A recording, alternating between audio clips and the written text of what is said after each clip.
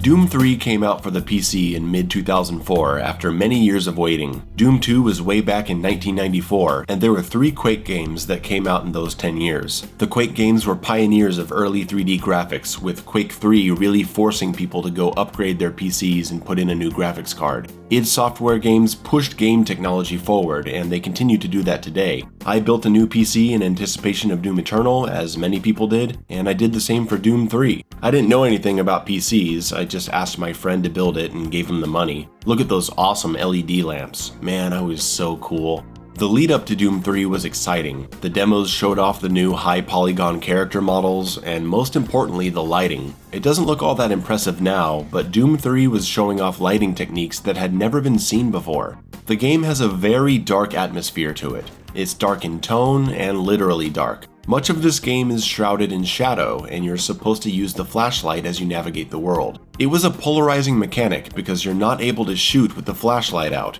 It makes it more of an old school horror experience, but it's also tedious and annoying to be shooting at things you can barely see. I'm torn on it. I liked it back in the day, but now I don't know. There are mods that let you play with a flashlight mount on your gun, and Doom 3 purists will say that you're messing with the intended experience of the game, an argument that I'm sympathetic to. But there's a QuakeCon speech from John Carmack from 2012 where he says that the only reason they separated the flashlight from the guns was that the constant flashlight illumination stressed out the engine too much and dropped the frame rate. One of the huge problems with Doom 3 was the game was just too dark.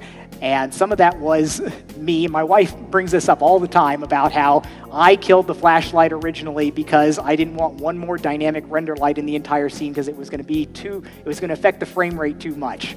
Because, thinking back then, we were, limping along on the PCs with that very finely tuned number of lights on there. I'm like, well, you throw the flashlight out there, everything casts a dynamic shadow, it's one more pass over everything, the frame rate will get cut in half, and we just can't do that. The game will be like tense and fun having to switch between, your flashlight and your weapon.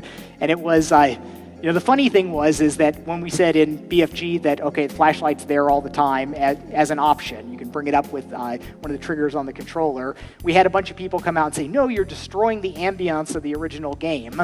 And there's something to that, to the sort of, masochistic sense of running through the game like that. But the game is a lot more fun when you can see and appreciate what's in there. So yes, the original authentic Doom 3 experience is to have the flashlight separate. But apparently that's not even what they wanted. They had to make it that way because it caused technical problems if they didn't. So I say play Doom 3 however you want. Flashlight mod, BFG edition that comes with the attachment, or the pure way. I loved Doom 3 when it came out, but I only played it a handful of times, and my attention soon turned to Half-Life 2, which I thought was more fun and replayable, and Unreal Tournament 2004, which is one of my favorite games of all time, coming from the UT 1999 days myself. And then when Fear came out the next year, Doom 3 had officially been left in the dust. It would be 15 years before I revisited Doom 3 again. In the winter of 2019, when it was announced that Doom Eternal would be delayed until March 2020, I needed some old school FPS action to hold me over until then. I had been playing Borderlands 3 all that October, but I just really needed to play some Quake, and I played Blood for the first time. I discovered my love for Dusk, and I hopped back into Doom 3. Not for long, I just toyed around in the first levels a bit.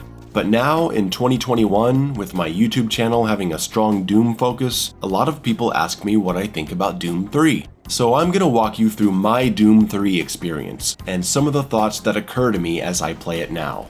The opening menu has the iconic Doom 3 theme song, which Doom Eternal fans will recognize from one of the secret vinyls that can be played in the Slayer's hub world.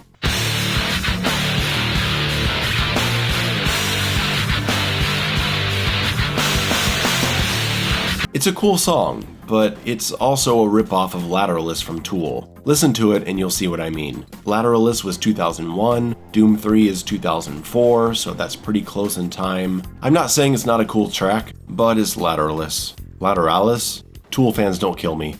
The creature design in Doom 3 is pretty cool. It's a little hit or miss. I'm not crazy about the Lost Souls, and I don't like the imps that much. But look at the Cacodemon, he looks great. And the Mancubus, he's got a classic Doom 2 look, but there's all these tubes going into his face. And the Doom 3 Hell Knight is the Hell Knight we know now. Doom 2016 and Doom Eternal have kept the basic idea of his look, and now he's one of the most recognizable demons. My favorite Doom 3 design is probably the Pinky. It's just a total reinvention. You could throw this guy into the new games and call him something like the Proto-Pinky or something and he would fit in just fine. Doom 3 also has my favorite iteration of Hell in all the Doom games. It's so creepy, I don't really know how else to describe it. It just feels right. I was hoping we would go somewhere like this in Doom Eternal eventually. I love the wide variety of worlds in Doom Eternal, don't get me wrong, but by the time of the second DLC, I was ready for some classic fire and brimstone, you know? Actually, the huge difference between Doom 3 and Doom Eternal, with the originals in 2016 in between, show how flexible this series can be in terms of tone and gameplay. It reminds me of Mortal Kombat. They've gone really goofy in some of the 3D games, especially the DC Universe title, and they've gone dark and serious with MK2 and MKX. It's something I really like about the Doom franchise. It can be whatever it wants to be. The beginning of Doom 3 demonstrates that it's definitely a product of its time. The original Doom was a product of the 90s, which is seen by how it starts. 90s games just get straight to the action. Super Mario 3 has a title screen, you hit start, and then you go. There's no long cutscene or walking section. Start up Sonic the Hedgehog and press start on the menu and get to the action. Doom was the same way. New game, mission select, difficulty, and we're moving through corridors and killing demons within a matter of seconds. The late 90s into the early 2000s saw games putting a lot more emphasis on their world building and introductions. Half-Life 1 has a lot of this, Metal Gear Solid with its long opening cutscenes, and with the rise of console shooters like Halo and console-focused shooting mechanics, the world of video games had become very different. I'm not saying it's a bad thing, it works for some games and it doesn't in others, but around this time it felt like every game had to do that. Doom 3 followed in the same direction, starting with very long introductory sequences or cutscenes, lots of dialogue, slowly walking around, looking at stuff. It takes a while to get to the actual game. It's not something I noticed back in 2004, but I definitely do now. If you're playing this for your first time, no joke, it could be 15 minutes before you shoot someone. Things on the Mars base finally go to shit, and you start making your way through the base taking on the hordes of hell. Doom 3 doesn't throw large numbers of enemies at you. A lot of the encounters, at least in the early parts, are 2 to 4 demons at a time. The pistol is really puny, but soon you'll find a shotgun and a machine gun. The shotgun gets a lot of crap, because it doesn't feel like a classic Doom shotgun. The spread on it is a bit exaggerated, and you really have to get in their face to make it effective. But I think that's okay. Doom 3 doesn't play like the old Doom. The shotgun works more like a Resident Evil shotgun, which isn't something you shoot at a distance. If you're trying to use this shotgun from machine gun range, you're not playing the game right.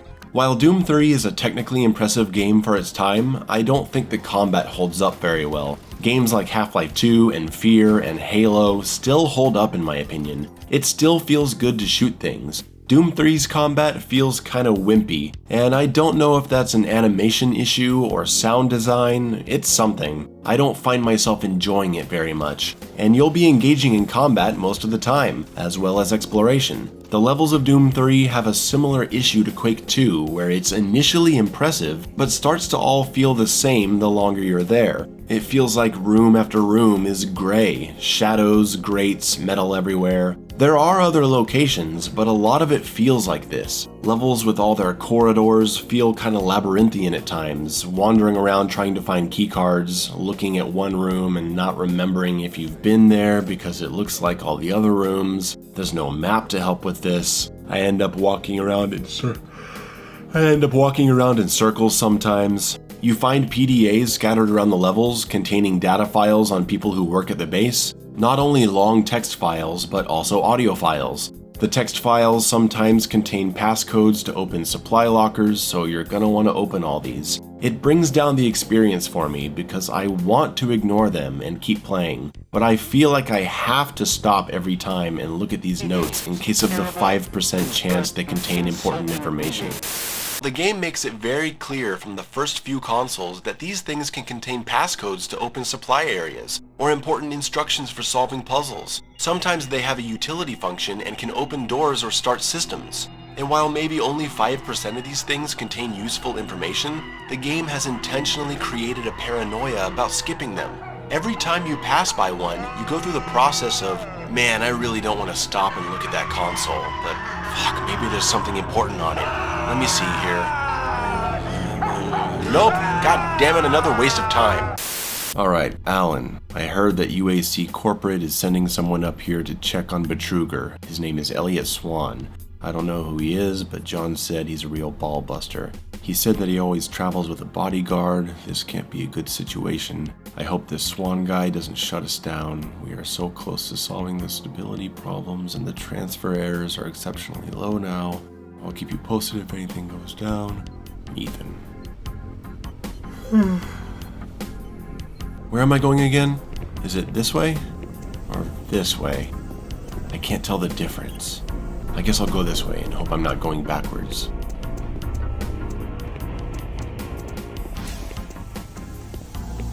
Where was that door? Where was that door? Somewhere. Somewhere around here.